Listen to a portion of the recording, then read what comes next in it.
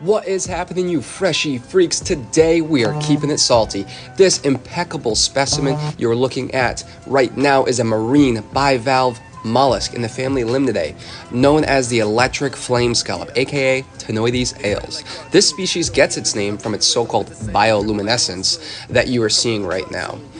It lacks the enzymes necessary for the true process of bioluminescence. Scientists found that they use silica spheres to optimally reflect the blue light to attract phytoplankton, that is its natural main diet.